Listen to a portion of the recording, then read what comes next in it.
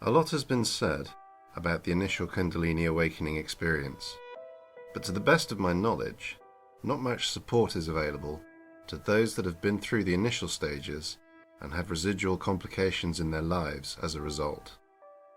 This is the topic of this video.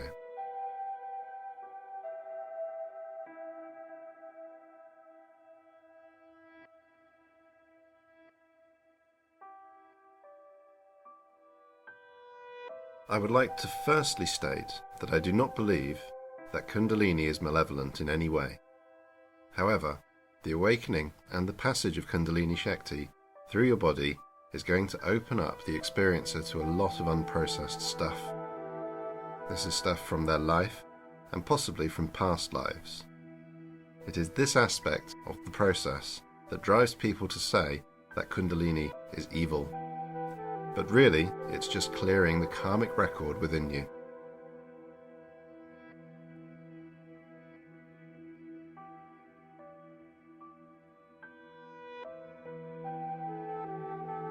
If you can come through this, either with the strength to face your past, or perhaps, if you've led an innocent life, it will pass with ease, then there is a new world awaiting for you. It is not all roses afterwards, as I will demonstrate, but it's definitely growth, like puberty, or maybe you could call it evolution, and I would now never choose to go back to how things were before.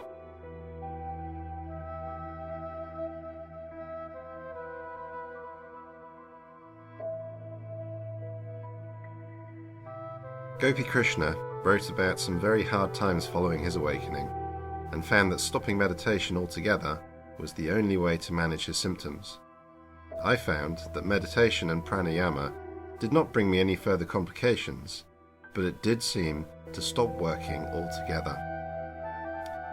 It has been 3 years now since my awakening, and mostly I'm able to carry on with my life. And so I assume I have integrated Kundalini Shakti into my life, but it hasn't been a smooth ride. However, I am now able to verbalize what's happened to me. I can sum up my after effects in 2 classes, the first being physical and the second being mental. The physical symptoms I experienced were increased heartbeat, insomnia, and food allergies. The mental symptoms are harder to pin down and explain, but they can be generalized as anxiety, altered perception of the world, mental disturbance with illness, and inhabiting a mind that no longer feels like my own. I will discuss each and how I coped with the aim of helping those starting out or those who do not know how to deal with their environment after an awakening. Metabolism. Following my awakening, I had an elevated heartbeat all the time, for years, and it's even quicker if I now get stressed or worried about something. No amount of meditation or breathing will calm it, and despite going to a doctor and getting the all clear on my heart muscle, it's something that I cannot get used to. It's like my metabolism has speeded up, and a year ago I lost a lot of weight, I think principally due to this. It was apparent to me by taking my pulse and by having a higher body temperature, as well as feeling my heart more strongly beating than I've ever been used to. My heart also seems to beat non-uniformly now, and I get feelings occasionally that it has stopped altogether. I gasp as some kind of mechanism to get it going again, or at least that's how it feels. Over time, I've had lessening symptoms, but it has taken years. I've done nothing to improve my situation, and I've just had to wait it out. Moderate exercise seemed to help a little later in the day, but in truth I never exhausted myself regularly to see if it made any more of a difference. Simply the passage of time has helped me. Insomnia.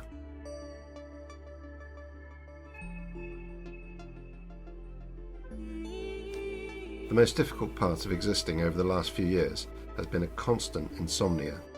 It really takes the wind out of your sails when you don't sleep all night and you have to go to work day after day after day. Typically, I'd have no trouble getting off to sleep, but would wake sometime later and then not be able to sleep for the rest of the night. I suffer a racing mind and a lot of heat in my system, causing me to take off my t-shirt and throw off my covers.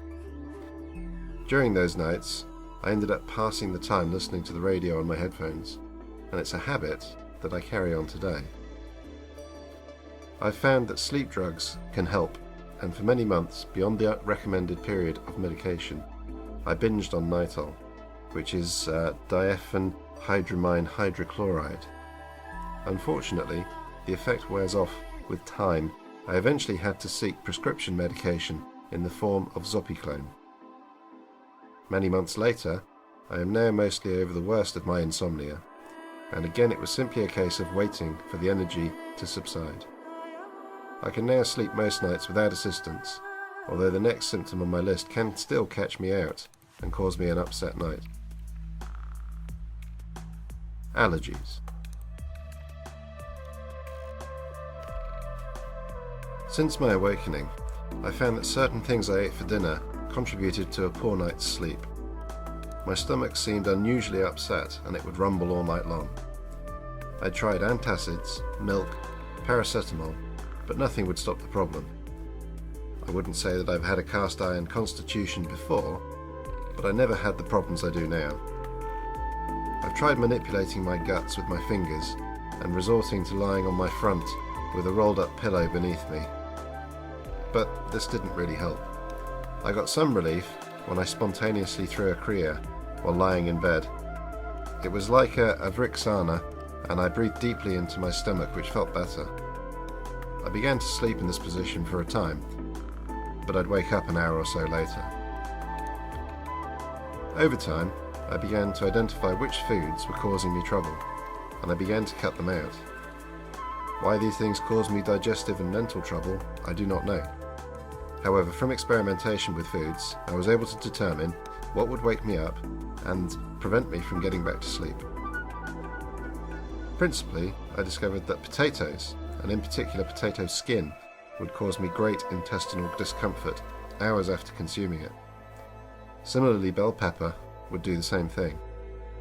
I tried to research why these were causing me problems, and I largely failed. But there was a potential link to the pesticides used on these foods, and I wonder if I've actually become sensitive to pesticides, rather than the vegetables themselves. Anxiety.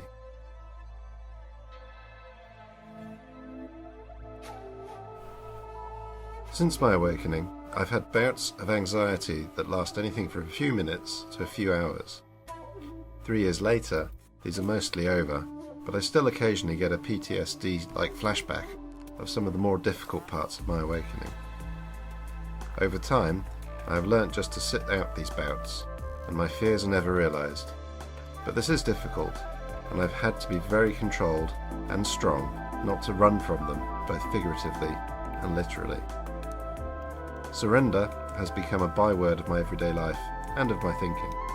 For the most part, my anxiety was over either stupid little things that I would blow up to mean something else, or it was over fantastical, unreal things. And unfortunately, Kundalini did not assist in alleviating my anxiety in the realm of fantasy. It kept throwing new fantastical, positive things at me. Today I have a different relationship with my anxiety. It is as if the now lesser force is there to motivate me into action when I haven't done what I should have, or if I've done something that I shouldn't. It's there to remind me of how to be moral and right thinking.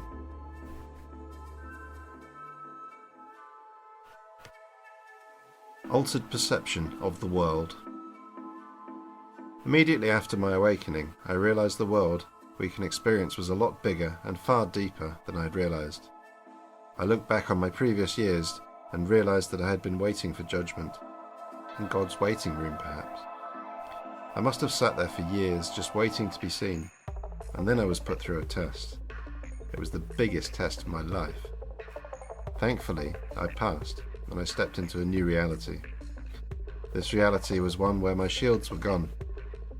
Guess you could say my ignorance was lost. The world was no longer simply a rock on which intelligent life lived.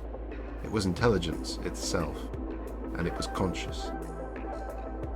I could talk to it using a rudimentary form of Kundalini communication. I could also talk to other consciousnesses, both alive and dead. These consciousnesses knew no respect for my routine and interrupted when they wanted to, whether I was awake or asleep at the time. I began to understand what mystics called vibrations, and I felt them within me. I was now fearful of one of my previously favourite movie genres, horror. If I watched a horror film, I knew that rather than harmless fun, these things I saw could actually happen. I'd experienced them, and I wasn't too happy about being reminded of the possibilities. In all, I would say that my perception has matured. I'm no longer a boy, protected by Mother Earth and from the reality of consciousness, but rather I am a man. It's like the Christians say, when God thinks you are ready, he will not only reveal himself, but he will also introduce you to the devil. Mental disturbance with illness. Now when I catch a cold or get the flu, I do not just get physical symptoms, I also get mental ones. I feel like I'm losing my mind, and I have to suffer not only the dilapidating effects of headaches, bunged up nose, aches and pains, but enhanced anxiety, confused thinking, feelings of the world changing from what it should be, and fear of the unknown as well.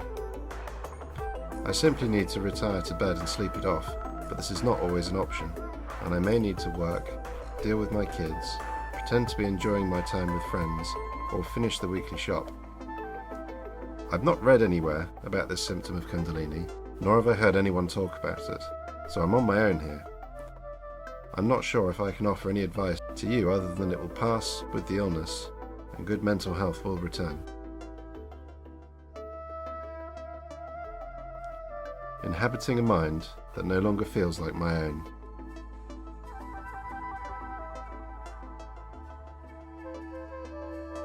I have had 3 major Kundalini episodes, including my awakening. My mind would be incorrectly described as expanded, rather it has been shattered and reformed.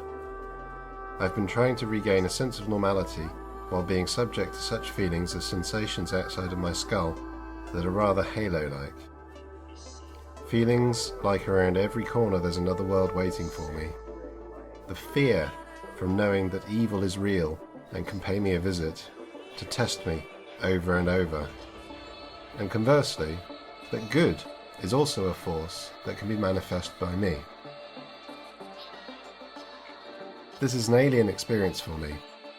I was always so grounded and boring, and now I experience crazy, spiritually tainted moments like a prophet of old. When I've been in the middle of a major Kundalini episode, my mind has been perceiving all sorts of additional input, and at its peak, I felt like I was perceiving something like psychic ability, and that evil was talking directly to me through my friends and family. This is rather like you can see in the movie Fallen with Denzel Washington. You may be wondering if I sought medical help. Well, I did, but only on a promise to my wife.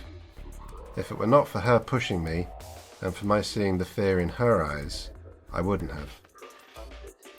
It didn't help me, however, and all the mental health people wanted to say was that I'd had an acute psychotic break. That's 3 in total. Despite me telling of my yoga practice and of Kundalini energy, they said I needed medicating. The pharmaceutical treatment I received did nothing to help, and it was basically down to me to come to terms with my new mind. 3 years later, I'm off the meds, and I think I have the measure of it. I can't offer medical advice to you. However, if I had my time over again, I would refuse the olanzapine I was offered, in favour of counselling, reading about the Kundalini condition, and seeking out others who have shared the experience. This last point is easier to do today than ever before in history. I think without the internet, I would not have been able to rein myself in and understand that what I was going through was a recognised process. Have I experienced any good symptoms?